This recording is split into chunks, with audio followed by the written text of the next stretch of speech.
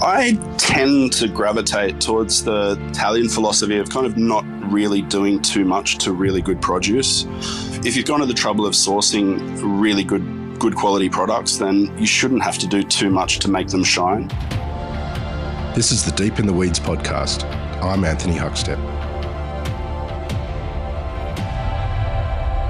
We've talked about how regional dining is finding its voice, where particular regions have found a sense of place on the plate that speaks of the region. But what of the capitals? Are there restaurants that, for instance, speak of Melbourne or of Sydney? James Green is the executive chef of Manta Restaurant and Bar and Molo Wine Bar on Sydney's Woolloomooloo Wharf. James, how are you? Hi, Huck. Thanks for having me. It's good to have you on. You got a restaurant, or you're working at a restaurant down at Woolloomooloo on the wharf there, which is couldn't be any more Sydney, perhaps. What's it like there at the moment? Coming into winter, it's died off a little bit. I mean, it's been very, very, very busy since we started, really, opening after the COVID lockdowns. But it's been a big learning experience, I think, for us all. And, in terms of building a team and everything, we're slowly getting there. You did your apprenticeship on the wharf, and all these years later, you're now the executive chef, albeit of a different restaurant on the wharf. How different is it now compared to back then? Honestly, I was very, very green back then, starting at Otto, as I guess all young cooks are. So I to me, it doesn't feel that different, I suppose. As a first-year apprentice, I mean, there's only so much I think you take in. You're a little bit overwhelmed. The wharf, as we mentioned, is sort of really speaks of Sydney. Do you feel an obligation as a restaurant that's considered like, a real voice for Sydney and a sort of typical Sydney restaurant or expression of a restaurant there? Is that something you feel and are concerned with? It's something I definitely try not to think about, but thanks for putting it in my head anyway. But no, I just tend to sort of respect the clientele's taste there. It's coming to learn that over the course of, the first year at least, and just trying to put my imprint slowly on the menu and sort of put my style in a way that works for the venue. You've got a wonderful focus on seafood there, and I want to explore that side with you in a little while, but take us back to when you were young. What was food like for you and your family? Well, food with the family as a kid, it was pretty simple. I mean, we didn't really have family recipes or they've been handed down through generations or anything like that. I mean, I grew up on Lord Howe Island, so it was a pretty idyllic childhood in a lot of ways. Like a school uniform, you didn't have to wear shoes to school, and you still don't. But people didn't lock their doors or leave, and they left keys in their cars and all that kind of stuff. So as kids, we were pretty much allowed to just roam free. TV wasn't really a thing. We only got ABC. So it was a lot of outdoors. Like I fell in love with fishing and that kind of thing at a very early age. I mean, I remember as a kid, calling up the charter operators the night before they were, like on a Friday night or something, asking if they were going, I'll bring my own rod, can I come along? And there was a few of them that really took them under my wing. So it was a pretty cool childhood like that. But my mum's a really good cook who doesn't probably give herself enough credit for it. She's, but really kind of simple stuff. But my dad's also a bit of a jack of all trades. So when I was growing up, he had a butcher shop. So we used to serve the local island beef as well. So we'd shoot that in the paddock and butcher it and, I'd do all that kind of stuff, making sausages. So I was helping out there a lot as a kid. And I think that gave you a decent appreciation at a young age of kind of exactly what the sacrifices are to put meat on the table and builds up a level of respect for produce. You mentioned the seafood and the fishing charters of that region. There's some extraordinary seafood there. Was there any sort of prize catch when you were young in regards to seafood? Kingfish is the big one on Lord Howe. But there's such a big variety that I guess only in the last 20 years people have really started to unlock it a little bit, with the deep species like flametail snapper and rosy jobfish. But then you've also got the pelagic fish like tuna and wahoo, wahoo is one of my favourite fish to cook for sure. What was your first sort of insight into the world of hospitality? My dad opened up a cafe when I was probably about 13 or 14. And so I sort of started just helping out there. Started washing dishes and then making pizzas and sort of doing some basic food stuff. And I always really enjoyed it in school holidays and everything. But yeah, so I always knew I really enjoyed it, but it sort of wasn't really on my radar as a career. I went to boarding school up in Armidale, and I sort of listened to teachers as well. They were pushing me to do a university degree in commerce or something along those lines, and I ended up getting into a commerce degree at UNSW, which majored in hospitality and tourism, which kind of made sense to me given my background on Lord Howe, but that was kind of the only real thought I ever put into it. So I remember getting a year and a half or so in and just realising it was just a fast track to me hating my life, my working life. And so I just ended up thinking, well, I've always really enjoyed cooking. Let's do that. So I started in the kitchen properly under James Kidman at Otto. Wow. Well, I want to jump into the kitchen at Otto there, but just take us back to the cafe that your dad opened. Do you have any stories of what it was like working with your dad? And did you learn anything from that period of time from him? Yeah, a little bit. I think it was a bit of a learning period for both of us. I mean, that was the first cafe he'd ever opened. It was quite minimalist and very, I guess, rustic, you'd say. But in later years, when I was about 22 or so, he demolished the old building and rebuilt it. So it had a bakery underneath, kitchen. So I did some bakery shifts. And I was there for a couple of years after my initial stint in Sydney before I went overseas. So I learned a hell of a lot, and it's been a really good foundation, I think. You mentioned James Kidman and Otto and that sort of couple of years in Sydney. What was that period of time like for you after that upbringing on Lord Howe? You're in a big city, and do you have any stories from that time as you were sort of learning your craft? I think I went into it, very, very green as most first-year apprentices are, and I was painfully slow. I know because they told me over and over again. But it was a really good foundation, I think. James Kidman's really good about teaching workflow and, teaching a lot of basics. I learned a lot of the fundamental skills like shucking oysters, plating salads, to searing scallops and making some purees, and we even had a twice baked souffle on the menu, which learning how to make was unreal as well. That's obviously a very busy place, but I feel like I took a lot away from it. And after about a year, I ended up going up to just up the hill, actually closer to where I was living at the time, to Fratelli Paradiso. How different was that kitchen compared to Otto down on the wharf? Otto has a fairly big kitchen and everything, and quite a big staff. Fratelli's kitchen is about the size of a postage stamp. So, but because it was so small, I learned a lot in a very short time because you kind of had to. I mean, you weren't relying on other people to do things for you. You had to just sort of dig in and do it yourself. I mean, it's a busy little place, small team. So I was on pasta station most of the time. So I just really, really enjoying just cranking out a six burners full of pasta for 6 hours during service. You mentioned going back to Lord Howe Island to work. Why did you go back there? And tell us about that period. So as I said before, the cafe that my dad had started, he'd sort of knocked it down, rebuilt it, and did the bakery and everything. And I just sort of felt the need to come home and sort of help out, get the business on its feet. Staffing on the island is a challenge anyway. It's a lot of sort of really transitional people that are there for a couple of months and that's it. So it's good to have a couple of constants throughout there. The head chef, Dave Klumsky, who was oddly enough from Otto, was amazing. I mean, he's still there today. We're really good mates now, but he really kind of took what I'd learned over the past, almost 2 years, and then was able to kind of just push me a bit and really taught me to cook over the space of a couple of years. You headed overseas to Toronto as well and spent a bit of time in the US. What sort of impact did that experience have on you? I loved it. I mean, the couple of years I spent in Toronto and the stage in New York at WD-50 was,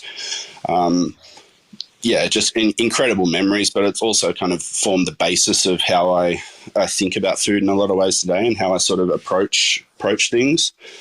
It was a little bit of a lottery choosing Toronto. I don't really know how it ended up that way. It was in my head, it was between, I either want to go to the UK or Canada. And the UK didn't hold that much of appeal. I wanted to kind of get away from everything and not be sort of surrounded in a kitchen with 10 Australians. It's kind of defeating the purpose. And the same sort of for Vancouver. So Toronto kind of stood out for me in that regard. And then once I just sort of moved there on a whim, really. And then the first job that I had there, I'd got an apartment to live in, and I just sort of Googled the top 10 restaurants in Toronto, and there was a place called Centro, which wasn't too far from where I was living. It's just a couple of subway stops away. And so I applied there. I was Italian. It was in number 7, I think it was, in the top 10 at the time. And so I ended up there, and they were the kind of younger, wilder days, I think. I mean, I remember days starting at 8 in the morning, finishing at midnight. Then we'd all think it was a great idea to head to the bar until the very early hours, and then do it all again. But I made a number of lifelong friends there as well. So I think it was a really good introduction to living overseas and sort of making a home away from home. How important is that sort of working overseas for a chef and the impact that it has, like coming home? How important is that for you? I think it was great for me, and I'd encourage basically anyone to do it. I mean, to be able to get away completely from your comfort zone, so you've got nothing to sort of rely on. It's sort of a little bit sink or swim, I guess, in some ways. But I mean, it's I guess you'd call it character building. But I'd really encourage anyone to do it. What brought you back to Australia? My visa ran out. Oddly enough, that was the only real thing. But yeah, so I did nearly a year at Centro, and while I was there, I'd applied for a few stages at restaurants in the US. I never heard back from some of them. Some said they were full or they weren't accepting stagiaires, but I ended up with a couple of months at WD-50 in New York, which was absolutely incredible, to be honest. Tell us about some of the dishes that you were cooking there. Is there any that sort of stand out that you from your time? There's a couple, even just making the really iconic dishes, like the eggs Benedict with the deep fried hollandaise, made deep fried mayonnaise for events and that kind of stuff. But then I also worked a lot on R&D for some new dishes, like doing trial after trial after trial, trying to make noodles out of lobster roe and that kind of things are a little bit bizarre. But as the culture that they created there was incredible. Like, everyone was asked their opinion on how to make things better, and you're just expected to be engaged and to give feedback, which I think was really, really inspiring. When you came back to Australia, what were some of the real sort of key venues for you as you started to climb the ladder? When I came back to Australia, probably icebergs was a big one for me. I've been a big fan of Monty's since he was at Baccass all those years back, and I'd really admired the way he kind of worked and developed the relationships with producers and translated that to the plate. I thought it was extraordinary. I really, really loved his style. You worked on a project called Q Station way up there in Manly on the north side of Sydney. How different was that compared to the likes of Bondi Beach and Woolloomooloo? It was very, very different, to be honest. I mean, it's a hotel which was put over, I don't even know how many hectares. It was, so I started there under, Matt Kemp was the executive chef when I started. And so I came in to run the restaurant, Boiler House. But then after a year or so, Matt moved up to the Byron at Byron and moved out of Sydney, and I ended up as the executive chef running the conferencing and events and all sorts of stuff, as well as the restaurant and everything else. So it was a big learning curve, and learning how to manage a team when you're not physically there the entire time was a big learning curve, I suppose. What was your food like at that time? Do you have a dish or two that sort of exemplifies that period of time for you as you were sort of growing in that executive chef role? We ended up going to like a turning the restaurant into like a share plate thing. So the menu changed quite a lot. But the one that really sticks out for me, we used to do a 48-hour braised short rib that we glazed with a ketchup mayonnaise and hot English mustard glaze. So it was like a soy mustard, and served on a smoked eggplant puree. And the garnish has changed a little bit throughout the season, but that was kind of the core of it. And that's probably one of my favourite dishes I've ever done. Seafood's always been important to you from growing up, but for the last couple of years, it's been a real focus for you career-wise with North Bondi Fish and now Manta. Take us back to North Bondi Fish. What was it like with a really seafood-focused restaurant for you? It was kind of what I'd really wanted when I was looking to move on from Q Station. I mean, I'd always been really seafood-focused in what I was interested in. And I admired Matt Moran as well for a long time. I mean, I think I've still got a copy of the first book, his first book that he signed for me all years ago. I think at a good food show when I was an apprentice. But so coming on board as head chef there was, I think, a little surreal.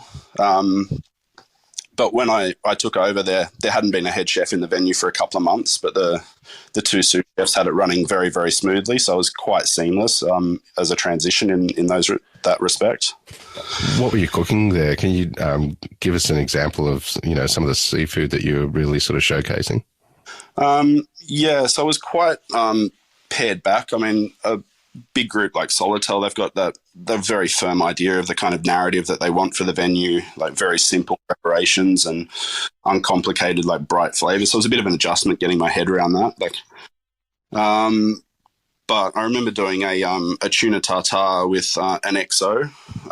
So during the first lockdown in 2020, I went back to Lord Howe and we had all these fish scraps from a day, and I ended up trying to work out how to make an XO from all the leftover waste. So I brought that back and we did a tartare with an XO dressing, which was really, really good. And the other one I really remember is we did a quite simple, but just a kingfish crudo just with cherry vinegar and olive oil and some pickled cherries. Just worked so well and was just so vibrant and summery.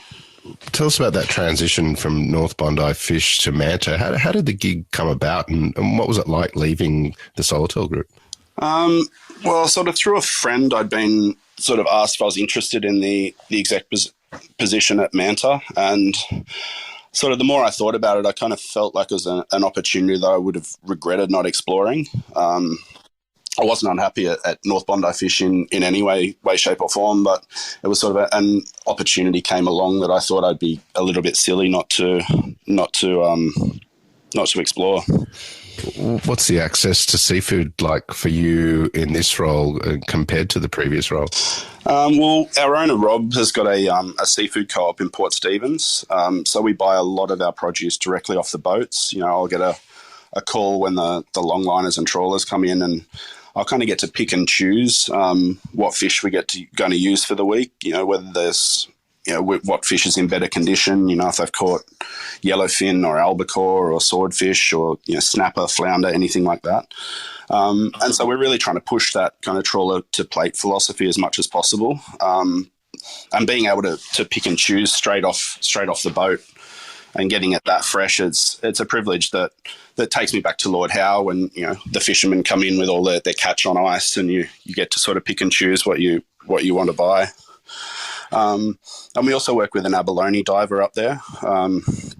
So he harvests abalone and sea urchin for us, which is an amazing connection as well. We're also buying oysters direct from the farm up in Lemon Tree Passage. So we're trying to utilise that connection as much as possible. Woolloomooloo Wharf is an incredibly busy dining precinct. Give us a sense of the scale at Manta. What sort of volume of seafood's going through, and how many staff does it take to pull it together? Well, we kind of opened into that kind of post-COVID madness in the end of October, and the volume really did take me by surprise. I mean, there's weekends where we would be selling 300 portions of barramundi and 300 eye fillet and 40 kilos of other fillet for fish and everything like that. And, 50 lobsters a week isn't out of the question some weeks. So the volume really did surprise me. It's amazing. We could fill up the cool room till we almost couldn't walk in it on a Saturday morning, and by Sunday we're like, well, better try and go to the fish market and get a delivery. Many people go to restaurants to eat seafood and leave it in the capable hands of the chef. What sort of tips do you have in regards to cooking seafood? I tend to gravitate towards the Italian philosophy of kind of not really doing too much to really good produce. I kind of feel like if you've gone to the trouble of sourcing really good quality products, then you shouldn't have to do too much to make them shine. And anything you do is just small little things to complement them in various ways. But cooking it simply, I think, is always the key. Give us a couple of examples of that. What are you loving cooking at the moment that sort of speaks to that ethos you're talking of? A couple of my favourite snacks snacks and dishes on the Manta menu at the moment. We've got a tuna tartare as a snack. We serve it on a little rice cake, and we just make a lemon kosher, almost like a fermented chili and lemon zest and salt, and make a dressing from that. So it's kind of a nice, light, vibrant sort of way to awake the palate at the start of a meal. And then probably my favourite dish on the menu is the toothfish at the moment. So we glaze it in miso. And just serve it on a caramelized apple puree with a little bit of cabbage and some hazelnuts, and that's legitimately it. But I mean, the richness of the fish against the sweet sour puree and the freshness and texture of the cabbage and hazelnuts is it's probably my favourite dish on the menu at the moment. What are the challenges of your role? Such a busy restaurant and such an iconic location. What's some of the challenges that you find to make a real success of what you're doing? We've come a number of challenges over the last year or so. I mean, taking over a very established kitchen. I think the previous exec and head chefs had been there for 14 and 11 years respectively, I think. So that's difficult in and of itself. But I mean, we've also got a lot of guests coming to Manta that whole time. They've got particular tastes. They're used to having certain off-menu dishes that everyone needs to learn. And we had a brand team, so learning all those intricacies, and it took some time for sure. But there's also certain signatures like the Spanish crab lasagna. It's been on the menu for 15 years or so. It's a sentimental favourite that's not leaving the menu. So just learning how to respect that and then put your own input in there as well without upsetting the apple cart too much, I think it's a bit of a balancing act. You mentioned that there's some off-menu dishes that everyone had to learn. I'm fascinated by that. Is there one that you can tell us about that's a secret off-menu dish? Yeah, it does ideally require a pre-order. But there's one of our regulars loves to have a lobster salad, and so we cook and chill the lobster and toss that with like a little bit of brown butter emulsion and some cucumber and echallots and fresh herbs and stuff, and then serve it back in the shell. So it takes a little bit of time when it comes up in the middle of service, but we tend to spot the name in the reservations and kind of have one ready to go. Having grown up on Lord Howe with, a family in butchery and cafes and kind of a foot in the food industry in that way, what do they think about what you're achieving in Sydney? I think they're fairly proud, to be honest, of how far I've come from where we started as well. As I said, it's not a huge food culture in my family or, long-term, like a long-standing tradition kind of thing. But, they're really happy. What do you love about what you do? I tend to get most satisfaction out of the creative process from sort of taking a raw ingredient and taking it through the steps and arriving at the finished dish. That's sort of where my wheelhouse is in terms of enjoyment mostly. And then obviously putting it on the menu and having people enjoy it, I think it's what every chef really, really loves. Well, you've been in the role a little while now and society's sort of, back in motion. What are you most looking forward to with the role as we move forward into summer? Well, we're currently closed for a couple of weeks for some renovations. So we're all sort of having a bit of a reset, and the dining room's getting a bit of a spruce up, getting some new equipment in the kitchen. But it'll be really good to come back with the team having a little bit refreshed. We come back on hopefully around the 15th of July, and then we'll just continue to build into summer and hopefully be in a better spot staff-wise than we were this time last year. Well, James, it's great to catch up with you. Look forward to seeing what Manta looks like as it gets a bit warmer. Loved having you on Deep in the Weeds today to hear your story. Please keep in touch and we'll catch up again soon. Perfect. Thank you very much, Huck. This is the Deep in the Weeds podcast. I'm Anthony Huckstep. Stay tuned as we take a deep dive into the lives of the incredible people who ply their trade in the food and hospitality sector. Special thanks to executive producer Rob Locke for making this all happen. Follow us on Instagram at Deep in the Weeds Podcast or email us at podcast@deepintheweeds.com.au. Stay safe and be well.